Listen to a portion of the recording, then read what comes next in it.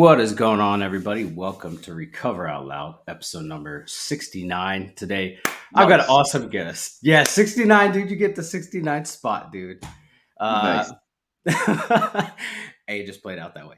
I can't help it. Uh, we got an awesome guest, super awesome guest. I'm actually really excited to have him on the show. It's Jesus Rodriguez, formerly known as Ricardo Rodriguez. How you doing, brother? I'm excited, man. This is great. And then, as we were talking before we went live, that apparently we've met before at a True to Troops event back in 2012, 13, 11. 11. Man, it's crazy, man. That's insane. Yeah. Um, yeah, I so have I'm happy to be here with you, man. Yeah, I have many memories from that, that I still think about in that time frame. Like I realized Rey Mysterio was that short. hmm He really is. He's little but spicy. Yeah, yeah. I mean, I'm a short guy. I'm like 5'5", and I was like, I have a Yeah, picture with him, and I'm like, holy crap, I'm taller than somebody. yeah, yeah, yeah. Yeah, but that was pretty awesome. And yeah, so that time frame was awesome. That I shared it with you before. That reinvigorated my love for wrestling, for WWE, for professional wrestling in general. And coincidentally enough, it was literally right before my third deployment, so I had something to hold on to when I went Sure. on deployment. So it was pretty awesome. That's awesome, man. There's actually, I think that was the same. Were you at the actual show of it, or Yep. were so? Was that the one that Nickelback and Kid Rock were at? Nickelback and Mary J. Blige. Okay, yeah. So funny story about Nickelback. So I'm a fan. I don't care what anybody says. I'm a Yeah. fan of Nickelback. So fun story. So we're watching. I want to say Kid Rock was in there because somebody was doing the rehearsal, the sound thingy. Somebody was Yeah. doing it. I want to say it was Kid Rock. I don't remember. Anyways, point is, um, so I'm watching it. I'm by the side of the stage, and then I sneezed, and then behind me, somebody just says, "Bless you." And I was like, "Oh, thank you." Right. So and then I don't know, maybe I was getting sick, whatever. Because I remember it was like November, December, I think. Yeah. Hmm. Um, and I sneezed a couple times, and he kept saying that, "Bless you," whatever. So then eventually I turned to say, "No, thank you," and then it's Chad Kroger. Uh, yeah. So that was cool. And then he looks at me and I look at him and I'm like, I have that moment like, oh man, that's awesome. And then and this is what popped me the most. He goes, "Hey, you're that guy, the Spanish dude with that rolls the R's." I'm like, yes, That's yes. me. I was like, first of all, awesome. Two, I'm a fan. Awesome. Uh, yeah, so that was kind of cool. And then afterwards, I asked him for a picture. And yeah, That's awesome. That is pretty cool. I had a little moment like that with myself at that show. I was kind of put on this like detail to help get everybody from the parking lot into the arena, all uh, the superstars and everything like that. Which, right off the bat, being a wrestling fan from a kid, like seeing everything like that, I was just mind blown. And sure. back in the day, I was a CM Punk fan, huge CM Punk fan. Nice. And like I was sitting there and I was talking to my friends and somebody was like, "Hey, he's right behind you." I turned around and I had just a mark out moment. I was like, "Duh, Punk!" And That's awesome. That's yeah, awesome, he man. he came over and hung out with us and talked to us, and that was like the biggest impression that I had of like anybody. I was like, I'm a Punk fan from now on, and that was like I want to say right before the summer of Punk, so it was pretty crazy. Yeah, yeah, because this whole thing really kicked off in 2012 is when it kicked off, right? Yep, I think. yep, Yeah, yep. that's awesome. And yeah, and your boy took the title off of him. Yeah, we took it off of him, and then he got it back from us. He did. He Yeah, did. Was that was Night of Champions? Yeah. we took it from him at SummerSlam in Los Angeles Yep. when he cashed in the Money in the Bank, and then we lost it back to him at Madison Square Garden at Summer Survivor Series, and Oh that's yeah. when he started. That's when he started his 1,000 years or 1,000 days of whatever. 1,000 years. Yeah. Punk forever. Yeah, Punk Forever. And that was also cool because it was Madison Square Garden, and Howard Finkel announced Punk. Yeah. And rest in peace, Fink. He was Yeah. awesome, awesome, awesome. But You know who blew my mind that like before we get into recovery stuff, who blew my mind, but like when I met him and got to interact with him, and I was like, he is so cool. Was Michael Cole oh, he's great. Yeah, he's because he was playing an asshole on TV, you know, like right. and it's hard to decipher sometimes between kayfabe and real life, and Mhm. so like when he came up to me and he was talking to us and engaging with us, I was just like, he's the nicest person alive. Yeah, he's a good. Yeah, he's a good dude. He's always been fun. Everybody, in the back is chill. I mean, we're playing personas, we're playing characters. So yeah, and Yeah, especially and in a situation like that, we're there for you guys. yeah, Um, yeah, so we were at your service. yeah, yeah. Years later, not I want to say 2019, I met Mick Foley, and Mick is a saint. Yeah, absolutely, Good, absolutely. good God. He's a huge teddy bear, a big man. He's a tall man. I did not realize how tall he was until I met Yeah, him. yeah, he's scary big, Yeah, scary big. Uh, and you always hear like Big Show is the giant, right? And you're just like, oh yeah, okay. And I met him, and I came up to like pretty much his chest level, and I was like, oh yeah, man, you yeah. really You are look at his massive. hands and you shake his hand and like he's like a catcher's mitt. Yeah, he can literally just engulf your face with his hands. Yep. Yeah, Imagine and getting punched by him with those fists. oh, I no. Didn't you get chopped by Many him? times, many times. I got chopped and I got punched by Big Show and Great Khali many times. Oh my god. No, thank you. No, Yep. thank you. I just no. That's one thing I don't want. Like and so like the chops and the punches by him and Kali, but also I would imagine by Walter is like really hard too, really terrible. Yeah. Yeah. I haven't experienced Walters and I don't plan to, nor do I want to. But yeah, Kali and Big Show are. I mean, and then Kali when he would give you that thing to the top of the head with his banana fingers, um, you know, Yeah. it was yeah brutal. Yeah. Oh my goodness. Oh my goodness. I can't imagine. And that's one of the things like I wanted to do pro wrestling and stuff and because of injuries, like I don't want to put myself in that position to further my injuries. But I have a massive respect for everybody that's in the ring and that puts their bodies on the line to entertain us. So like right off the bat, I want to say thank you for keeping us entertained. Thank you. It's And we're a little insane to be doing it, but it's fun. hey, you know what? You're doing what you love though. Yeah, absolutely, That's awesome. absolutely. That's awesome. So let's dive into it. What what inspired you, or when did you start watching wrestling, and when did you become a fan of wrestling? I used to watch professional wrestling when I was a little kid, but back then I used to watch lucha libre, which is like the Mexican style. It's a lot more acrobatic. It's more. There's more.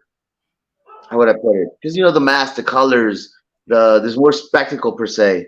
Um, so that's what captivated me when I was a young kid, and then as I got older, I kind of grew out of it a little bit. I got more into soccer, and then I was playing soccer for like 12 years.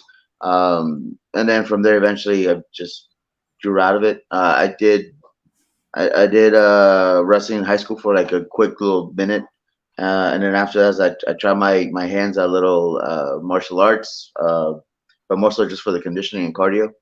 And then eventually, I mean, honestly, I just kind of started watching it again. Some of my friends were into it, and I started watching with them, especially because one of my friends had a pool at his house, and he was the only kid that I knew that had a pool with the diving board. So we used to go to his house, and then back then there used to be this thing called the black box. Mhm. So the black box was this thing where you can kind of borrow pay-per-views. Um, so yeah, so he had a black box. So we used to go to his house, and he used to do the little pay-per-view parties, and we used to watch the WWE pay-per-views there, WF Yeah. pay-per-views at his house. And I slowly got into it, and then the match that actually really got me into it, and I was like, this is what I want to do.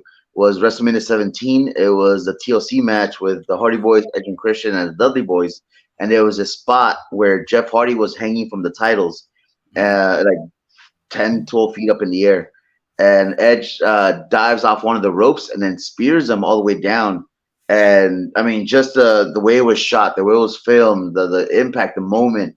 I was like, man, this is awesome. This is what I want to do.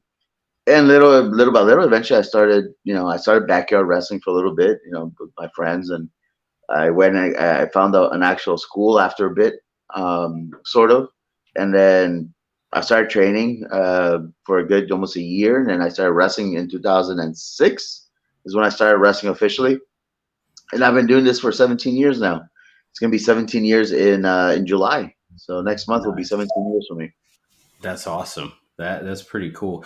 I When I was a kid, like I was watching, the first my and I'm being honest, my first memory in life is watching Andre and Hogan at WrestleMania. Like Okay, if I could same trace back, moment. yeah, and like so wrestling captivated me. I was a Hulkamaniac, and then I grew up and started, started started doing wrestling moves on people that I don't need to be doing them on, and I got wrestling Right, kind of stripped from me. right. And my first pay per view back into the swing of things was Starcade '97, All right, and good one. That's a and good one. and everybody asked me, they say, "Hey, what's your favorite match of all time?" And I said the very first match that I watched when I started watching wrestling again, and that was Eddie and Dean Malenko at Starcade Yes, '97. that's a good one. Good call. And it was because it was such a beautiful match, such great storytelling, uh, and you had the fighting spirit of Dean Malenko and just Eddie Guerrero. He's gonna lie, Hmm. cheat, steal to get to retain the title. And you think Yeah, that Dean's got it, and you think that Eddie's not gonna hit that frog splash off the top of the rope. He does it on the knees, and it's done. It's like yep. that was unexpected, right? But I then love it. I love it. but then I love Sting too. So that was the pay per view with the big controversial end between Sting and Hogan and Bret Hart. So Yeah, yeah, I have mixed emotions about that pay per view. But my favorite match of all time is Eddie and Dean. I really awesome. really enjoyed it. Yeah, That's a good call. yeah, yeah. So who once you got into the formal portion of it, who trained you? So there was this wrestler from Los Angeles. His name was Latigo Blanco, and he was my trainer. So he didn't have a big name per se, but he was known locally, and he trained me in the lucha libre style for a good forever. Um, and But he was really good at like the amateur wrestling, so like I fell right into it. And so he would teach me like the lucha libre style, the high flying, the basing, and I'm 6 feet tall, so like for Mexican standards, I'm tall. Um, so I was always the base. I was always the one catching and basing for everybody for the flyers. Um, and he started taking me around to shows to be with him. So I was wrestling my trainer, which is awesome. Um, and then eventually, once I branched off on my own, I started wrestling other people, and I switched over to what it I guess we call the American style, where it's a little bit slower, it's more drama based, not so much on the athletic aspect of it as much as lucha libre, Okay. but it's more the theatrical side of it, which was great because I learned so much from both sides. So it's like being bilingual almost. Um, and then eventually I started going off on my own in LA, and then it's also where I'm from, Los Angeles. So thankfully in Los Angeles there were so many different schools and so many different places that once I got the blessing from my trainer that I can go and branch out, I was going to different places weekly, and I got to learn a little bit from that person, da da da da, da. And then on Friday, Saturday, Sundays I was wrestling at small little like swap meets or little venues in front of 20, 30 people, if that. Yeah. And I did that for 4 years, um, and I was just getting repetition. And then I would go out to Europe. I would go down to Mexico. So I spent time in Europe. I spent time throughout the U.S., Mexico, and then in 2010 I got an offer to do a WWE tryout, which I did. I went, and yeah, and then afterwards I got signed. I got an offer, a contract, and I became Ricardo Rodriguez. Uh, which I mean, I'm forever grateful for it. I was there for what 4.5, 5 years, something like that. And yeah, I mean, I got to experience a lot things that I never thought I was going to experience, especially some kid from LA uh, who got out of the where I was at, right where I was from. and I got to experience the world basically because of wrestling. So that to me is an amazing, amazing aspect, an amazing achievement. Because growing up, I was always told that I was dumb. Yeah, Go. That's just a hobby. That's just for fun. Go get a real job, which I did have a real job, a really good one too. And but I chose to, follow my dreams, and then years later, I mean, I'm still here and I'm still doing it, and I have my own company, my own school now, and um, so I'm thankful for that. absolutely. Uh, I'm just going to say, from a recovery standpoint, I'm proud of you. Absolutely Yeah, proud of you for what you're doing. You know, um, you know, a lot of people can't pick up where they left off, and yeah, and keep going, and you're doing that, and you're helping the next generation of professional wrestlers coming through, teaching people what you've learned, and getting them in a position where they can start to step out on their own. So that's awesome. I'm super proud of you. no, thank you, thank you. The hard part wasn't necessarily. Well, I mean, leaving WWE sucked. But afterwards, I got to experience other awesome experiences. But I mean, I got to live in India. I got to live in Australia and England, down in Mexico. I mean, I got to experience France, Europe, Spain. I got to experience all these places, and I'm forever grateful for it. But I got to also live that whole rock and roll lifestyle, and that's kind of where I ended up falling. That's where I had my big downslope, because I didn't know how to handle the time, the money, the quote unquote luxurious life, and it overtook me. I mean, getting into the party lifestyle towards the end of my WWE time, which led on to keeping it up afterwards. When I left, when I had all that time, that's what really brought me down. And I went on that binge. I went on that lifestyle for like I don't know how many years, um, which eventually led me to here, being in Lancaster, Pennsylvania. Yeah, yeah. Before we get into the addiction portion of things, for you, what is one or two of your favorite memories of being in WWE and being a performer in WWE? There's a couple. I think the day that I got the call that said that my background was cleared and that my medical had gone through and I was good, and that the moment they called me and they're like, "Hey, we're gonna sign you." Um, that was probably like one of the most amazing moments in hindsight. I was home alone too when that happened, and then I was actually at my mom's house, and she had a parrot, a little annoying green parrot, and that's who I kind of like screamed at in a happy, like the whole fuck yeah, and Yeah, then the parrot mimicked me. Um, So yeah, so that was probably one of my favorite moments. Obviously, the first time that I got to perform in WWE was awesome. My first WrestleMania, WrestleMania 27 in at the Georgia Dome in Atlanta, in front of 67,000 people. We were the opening, so that was cool. My last WrestleMania, being Bret Hart's last wrestling match, TV match, yeah, uh, wrestling John Cena, being in the ring with Stone Cold, being in the ring with The Rock, doing stuff with Undertaker, Brock Lesnar, CM Punk. Uh, so all those moments. There's so many moments. yeah. That's pretty awesome. That's like a once in a lifetime opportunity. Yeah, yeah, Yeah, absolutely, yeah. absolutely.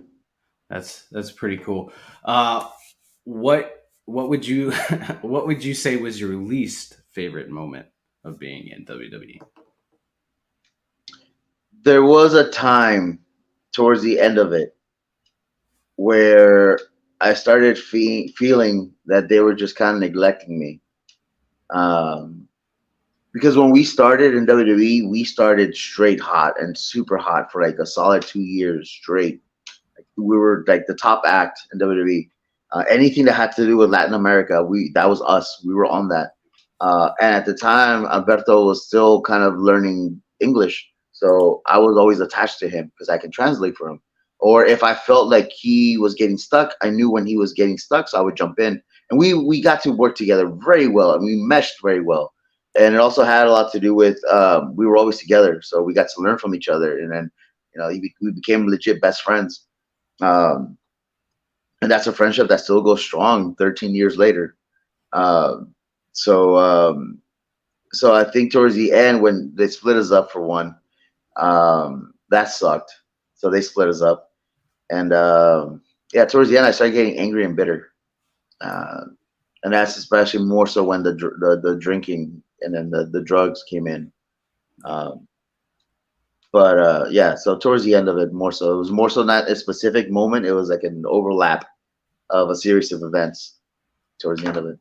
Yeah, I was gonna say when you were mentioning when you guys first started out, you guys were red hot. Like you guys were everywhere, doing everything.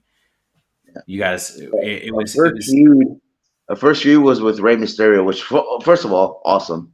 yeah, Um, so we carried that we did that feud for a couple months, and then after that we jumped onto Edge, and then Christian, Kane, uh, and then eventually Cena. So we were main eventers from the beginning, and yeah, so that was awesome. But we yeah, got skyrocketed so fast that when the fuel finished, we're like, all right, what happens now?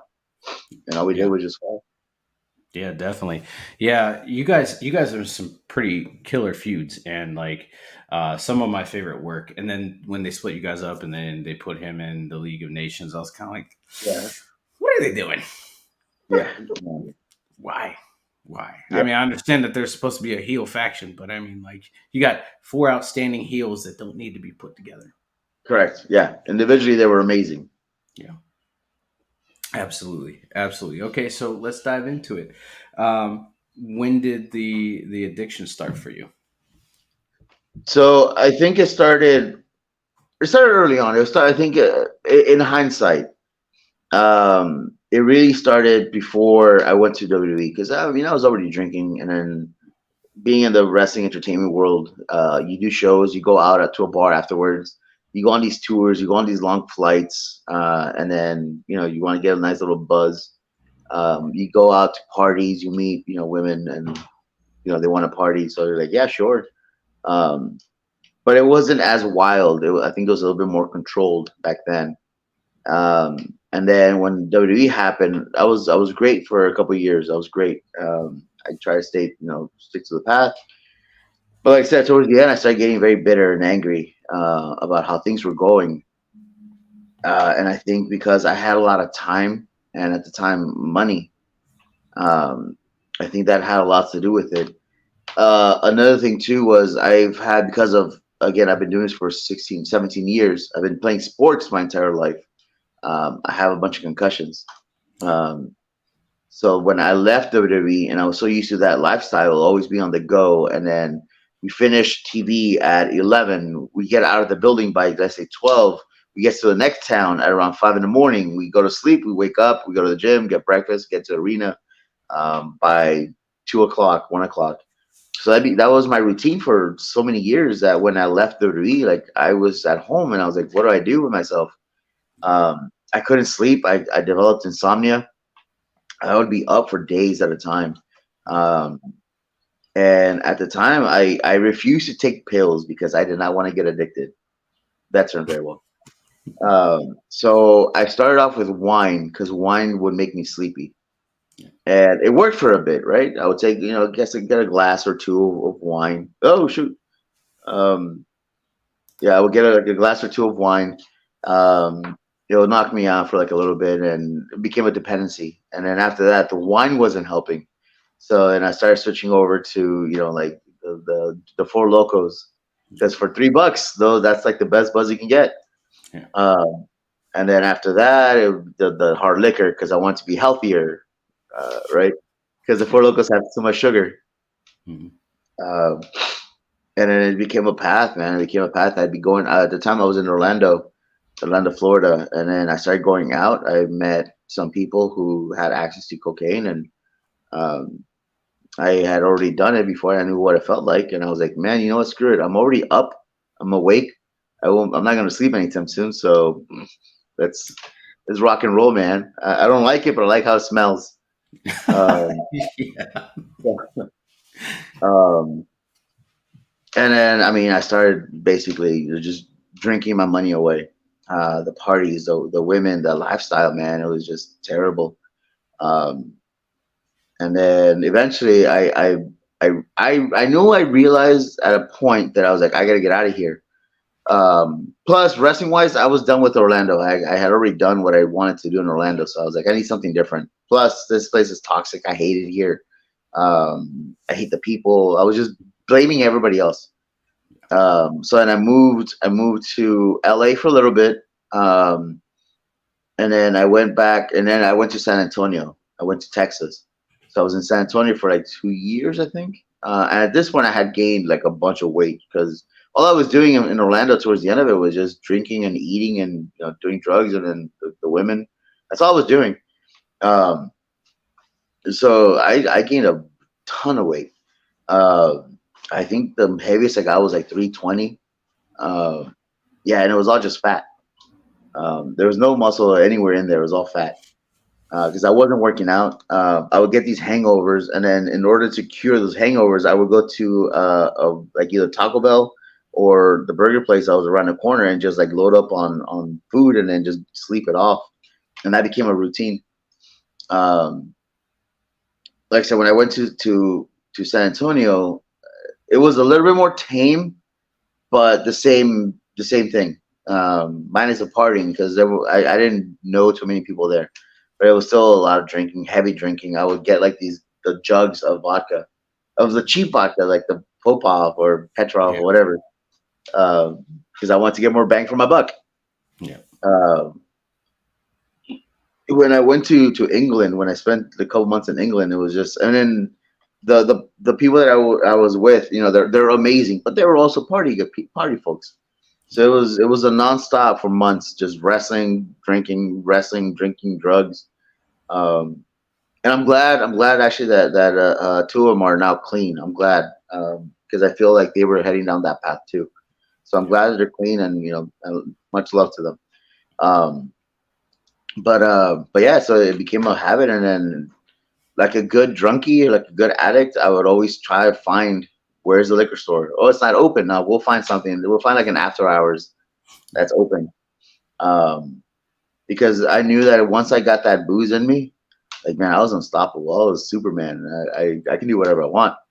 Um, and then I mean, I kept waking up in detox centers. I kept waking up in alleys, not knowing how I got there. Where the hell's my phone? Where's my wallet? I've made so many trips to the DNB because I lost my ID because I would leave it behind at the bar or something, right? I would have to make so many calls to the bank to check what did I spend money on, and I would tell them sometimes like that wasn't me, not realizing it was me. Um, so it became a habit. But yeah, waking up in detox centers, not knowing how I got there, or at hospitals, right? Um, in their detox area, um, it became a thing. uh, when I was living in India, it was fun. It was great, and eventually they started giving me as a gift like alcohol, because it's a more conservative area, especially the little town that I used to live in. It was very conservative, small Yeah. town. Um, so as a gift, for I think I forgot what we did. We met some potential sponsors for a show, something. We got gifted bottles of liquor. Nobody else drank it, so I did. I drank all of them. And then that was towards the end of my time over there. So I was like, fuck it, I'm leaving in a month. Screw it. Yeah. Um, so like anything else. And then once I ran through the whole lot of the alcohol, um, again, like a good addict, I would find where I would tell one of the guys, I was like, hey, where do you buy alcohol? Where do you get they call it wine, daru? Like, where do you get wine? Um, and they would find it for me, and eventually they would tell me where. So like I would sneak out at night, and I would walk a kilometer or so and go get it, knock on the door, and then at that point I already knew how much it was, and they already recognized my face. I don't speak Hindi, but they had already known who I was, um, so they already had it for me, and I would just give them the money, and then boom, I would chug it when I get back to the house. Um, and then yeah, so I did that, and when I went to Spain, I spent 2 weeks in Spain, just screwed out of my mind. um, because I had nobody to tell me stop. Yeah. Um, so that when I came back to the U.S., it was the same thing. I was like, who's going to tell me to no? Who's going to tell me no? Yeah. Uh, um, so I was just on that path, and then, like I said, my funds started depleting. I lost everything that I had worked up to. I had burned so many bridges because I would get angry when I was drinking, especially towards the end of it. Because I used to be a very lovable drunk. I was the I love you guy, right? Yeah. Um, I was in the early years. I was the I love you guy, and then towards the end of it, I think a mixture of a lot of things. I became the angry one. I hated everybody. I hated so much, and this is happening to me because of that person. This is happening to me because of them.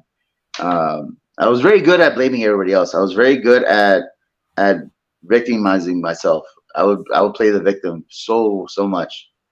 This is not my fault. And I was very snappy at people. The moment anybody would like step up to me or tell me, "Hey, you gotta stop," man, fuck you. Yeah. Um, so so that happened, and then the depression started really sinking in because it became a cycle. Because I would drink a lot, and I would get these like terrible hangovers. And as I got older, those hangovers were not overnight anymore. It was a couple of days, Yeah. um, and the depression would sink. So I would spend like a week of just like being in my own little pool of piss and vomit, um, until eventually I would be okay enough to stand up. I would go do my laundry, and then I would like be all right for like another week. I'd be good, and then I would go back on my bullshit. Uh, eventually, I got to. I was when I was in San Antonio. I woke up in the hospital, the Vista something hospital in San Antonio, and at that point, I don't know how I got there. I had my phone with me, and I just remember I had this moment. I was like, "What am I doing? Like, I don't have anything else after this. Like, I'm done." I had gone through so many like suicide thoughts, and I had tried 3 times, and I failed obviously all 3 times. Um, One, I wussed out, and then the other two, I ended up throwing up the pills. I took them, and then I just puked them out. Um, so I had tried, and but at that point, like I said, I was like, man, I failed at taking myself out, so that I sucked at that. Okay. Um, I tried, doing it on my own because I had tried to get clean on my own. I had tried doing like the Vivitrol thing on my own, like without therapy and all that. Um, at this point, I had already basically told everybody to go fuck themselves. Um, I had burned so many bridges, both career wise and on a personal level. The girl of my dreams, I had thrown that away because I was an alcoholic and she broke up with me, and then so I threw that out the window. I was like, what do I have left? And then I had this weird little thought. I haven't gone to rehab. Let me actually give this a shot. So I posted on Twitter that I had screwed up and I needed help. And it just so happens that Christopher Dreisbach, who is the CEO of Blueprints up here in Lancaster, Pennsylvania, had seen that tweet, and he sent me a message. And if you know Chris, he's never on Twitter. He's never on Twitter. He hates Twitter. He's never on it. But for some reason, he saw it, and he sent me a message. Um, and at first, it was weird because I was like, "Who the fuck's this guy?" Yeah. Uh, and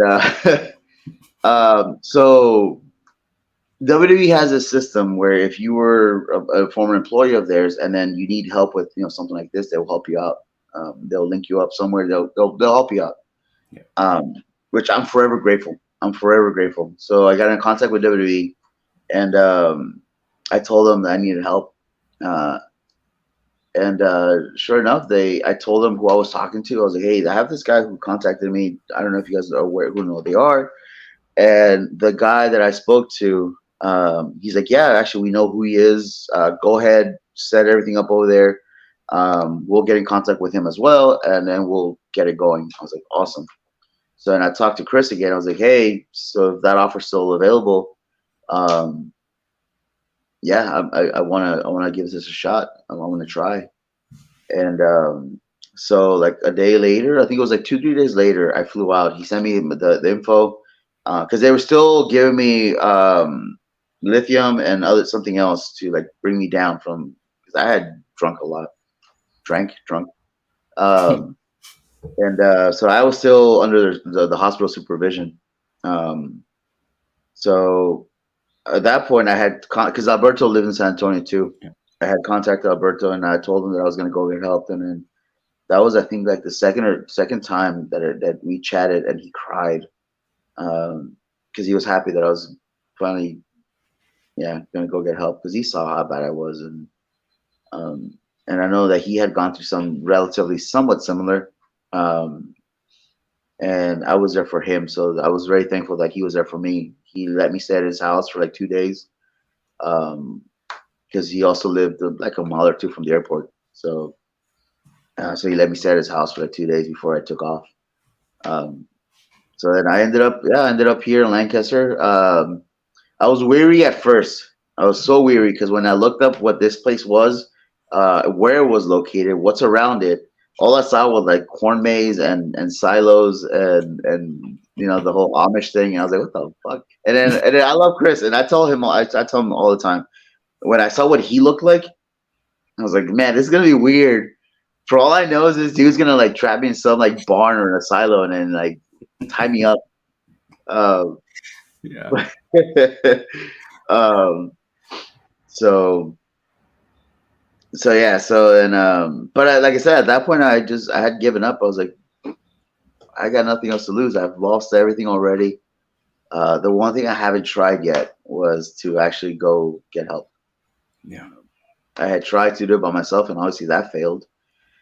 Uh, so I came in very reluctantly, and I hated it. When they checked me into the house that I stayed at, I hated it because I had to share a room with somebody, and I hated it.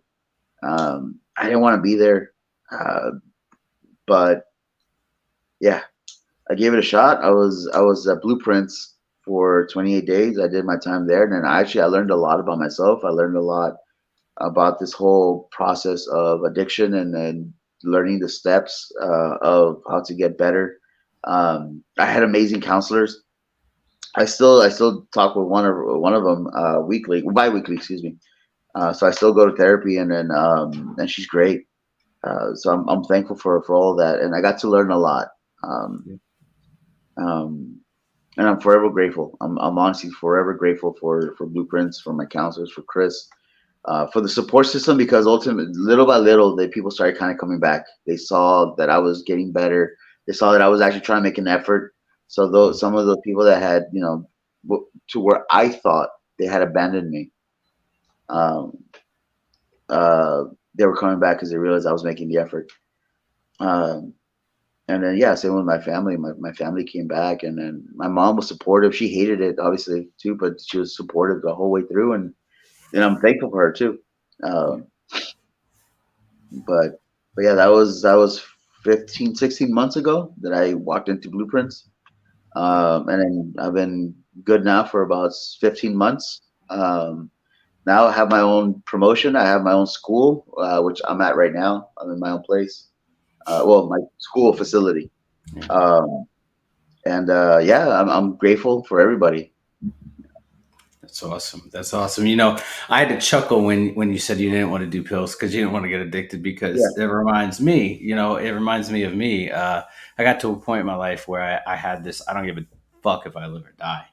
Right. Like Yeah. I was just like, like that saying, if he dies, he dies. Like that's how I Yeah. felt. Yeah. Yeah. Yeah. Same. And, Same. and I did some hard ass drugs and, I got to that point where I was like, I don't want to do them anymore because I like them too much and I'm gonna get addicted. But I was already a full blown alcoholic, dude. Yeah. Right. Yeah. the, the, And the, then if there's like folks out there that have done coke, dude, the high is fun, but dude, when you come down from them, fucking hell, man, it's it's depressing. terrible. So that sucks. And the only way you kind of get out of it for me was more alcohol. And then the alcohol will bring in more coke. Yeah. Um, but yeah, man, it was terrible. But yeah, I got to that point where I was like, you know what, dude? Like, I think I'm better off just not being here. It would clear a lot of people's time. They won't have to worry about me anymore. I'm not. I'm just occupying space. Yeah. Um, and that's when, like, the first time that I tried, I was in Orlando, and then I had a friend who had pills, and then uh, she had left him behind after a night of drinking and stuff. And I was like, let's see what happens. Yeah. First thing that happens, I go to sleep, don't wake up, cool, call it a day. Um, but yeah, when I chucked him, when I took him in and I took a big old swig of liquor, shortly thereafter I threw up, and there they came. Another time, I had a friend who had a gun, and I knew she had a gun. So I went in there and then I looked at it. Um, I don't know how to. Yeah. And I was like, you know what? Fuck it. Yeah. I had written a note. Where it is, I'm sure it's still somewhere. I'm sure it's still somewhere. Um, and then I couldn't do it. Yeah. Yeah, I Yeah. was out of it. I had I had my attempts. I had one in 2018. Actually, this past month was, well, at the beginning of the month was 5 years for me, and I justified every reason why I was gonna do it. Right? I was Mhm. like, my daughter has a good stepdad. She don't fucking need me. Everybody around me hates me. The people that I work with don't give a damn about me. Nobody that I'm surrounded by really gives a fuck about me. And I Yeah. justified it, right? I manipulated. I self Yeah. manipulated. I called 32 fucking people. Nobody picked up, but I called 32 people that were in different time zones that I knew wouldn't Mhm. pick up. So like, I self manipulated, and I had my incident. I woke up in the hospital. I was like, dude, why am I still alive? Yeah. Like, Yeah. I like you said, I suck so bad, like I couldn't even finish the job. And Yeah. but now 5 years later, I'm so goddamn happy that I'm alive. Same. Yeah. Yeah. Absolutely. The impact that I don't think we realize that we have on people sometimes is insane. Yeah, yeah. So getting into recovery, and what are like one or two things, one or two of the most profound things that you've learned about yourself, that you can share with us? There's a couple. I think one of the first ones that I got to realize was the concept of mindfulness, being grateful. I used to focus so much on the negativity that is out there because that's always going to be there. Negativity will always be there. Um, but I also used to be just I would just focus on like what's in front of me, and most of the time because that's what I was looking for. I was looking for something to upset me. I would always look at the negative side of anything, of whatever. Uh, but there's always a silver lining, and then all I have to do is either look up, look around, and look around me. There's so much beauty in this whole area. I'll put example. When I first got here, I hated Lancaster. I hated it because it's quiet, it's boring. Everything shuts down at 9 o'clock. At 9 o'clock, everything's like done in this town, and I hated it. And it wasn't until I realized, like, for what I am going through, this is what I need. I need this peace. I need this quiet. I needed to be shut down this early because I know that because the addict in me, if I know that store is open at 10 o'clock at night, I'm gonna go and I'm probably gonna go get some booze. Yeah, Um, so the concept of mindfulness, and another big part of it too was taking a pause. Um, the moment I take a pause in anything, because like I said before, I used to be very snappy. So if anything became a nuisance, if anything would bother me, I would just snap right away, and I would oftentimes, respond with aggression. yeah, But then also taking that pause, taking that moment to realize, I was like, this is gonna take too much of my time. I don't have that much energy to be angry. Instead of being angry, I utilize that energy now to motivate me to do better, to get to understand. So taking a pause has helped me out so much. Because before, like I said, it was like, I'm angry, I'm gonna go drink. I'm depressed, I'm gonna go drink. I'm happy, let's go drink. yeah, Um, And but yeah, but the depressive side was always taking over. But also too, that was because I was so good at blaming my everybody else for my bullshit. I was always good at pointing fingers at everybody else. It was their fault, it's not mine. So obviously, being realistic of whose fault that I'm in this position is it was me. It was Yeah. nobody else. It was me. Nobody's against me but me. I know there's this awesome clip. I think it was Kevin Hart where he's doing like a radio interview. He's like, nobody's. Yeah, it's you against you. Nobody else. It's you against you. Um, you're gonna be your best friend, and you're gonna become your worst enemy. Pick one you want to be. Yeah. Um, so there's that. Uh, just being grateful. Being grateful. I realized I got a second chance to achieve what I always wanted to. To have my own school. To have my own promotion, and now I'm responsible for basically what 20 people here at the school. Uh, so I'm thankful. So I'm grateful. So every day, like as and it is shitty sometimes. Days can be shitty, and that will always happen. Um, but there's always a silver lining. There's always something good about it, and then that focus on that. Um, is it being a little optimistic? Sure, but it helps me. Yeah. But practicing gratitude helps a lot. I agree. I can relate a lot to what you said about blaming other people. I think my biggest thing, and I share this a lot with people, whether I'm on their show or they're on mine. I was sitting in a jail cell in fucking Anchorage, Alaska, of all places, Anchorage, Alaska, right? In December, and I was just blaming everybody for my problems, why I Yeah. was there, why I drank so much, and this old native man looks at me and was like, "I mean, I look like a Viking." He was like, "Viking, shut the fuck up." And I just kind of stopped and I was like, "Who the fuck is this old guy?" Right? Mm. But when an old native man tells you to shut the fuck up, you just kind of listen. And so Yeah. I was like, "All right, I'm all yours." And he's like, "You created all these problems for yourself. When you accept that, and when you're able to move forward, you'll start living a better life." And at first, I was like, "Man, fuck you. Yeah. You don't know me." But Mm. then I really sat with it, and I was like, "Okay, he's right. I did create all these problems." So Yeah. the moment that I accepted that, dude, the moment, not even shitting you, the moment I accepted it, I got a tap on my cell. And it was one of the COs, and he's like, "Hey man, your bail got posted. We're waiting on electronic monitoring to come and slap ankle bracelets on Mhm. you." And that was the moment that I was able to start my recovery. And my recovery kicked off from there. And so it's just been a beautiful reminder of when people, bring that up and share that, that they used to blame other people for their problems, because I can relate heavily. Yeah. And then I didn't quite understand the whole concept of surrendering.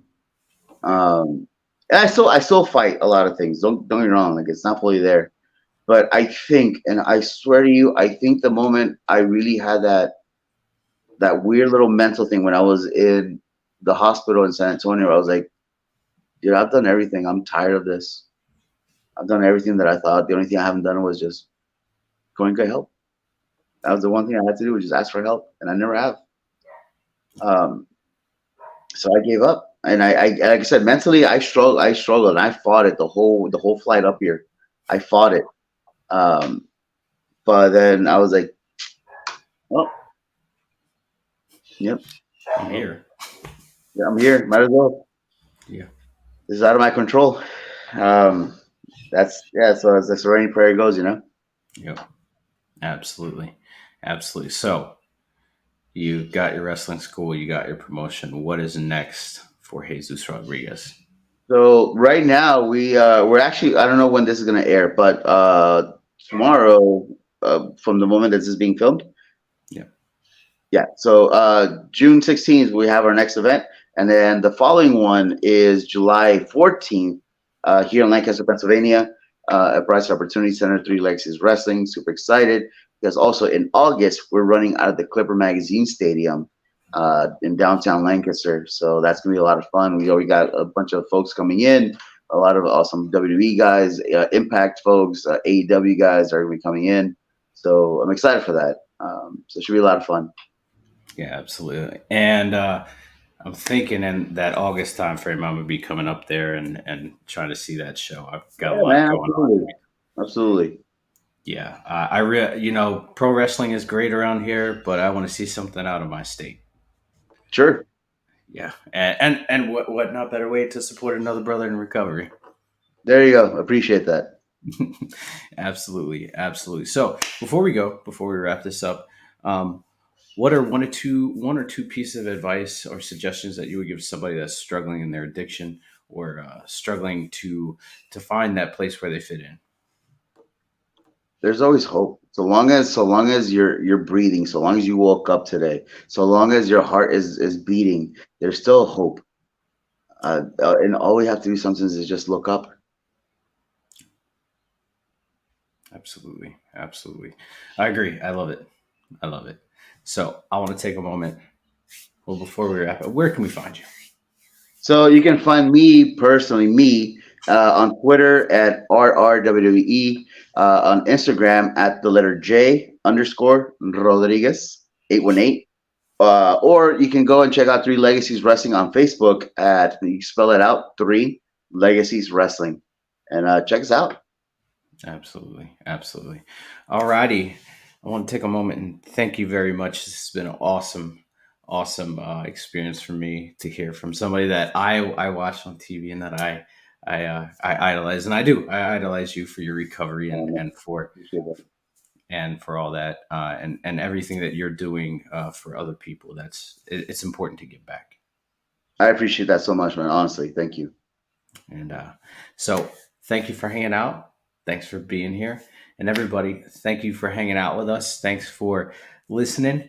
And if you are in the Lancaster area, you're in the tri-state, quad state area, go hang out with Three Legacies Wrestling at one of their shows. You won't be disappointed. All right. Much love, y'all. Be good.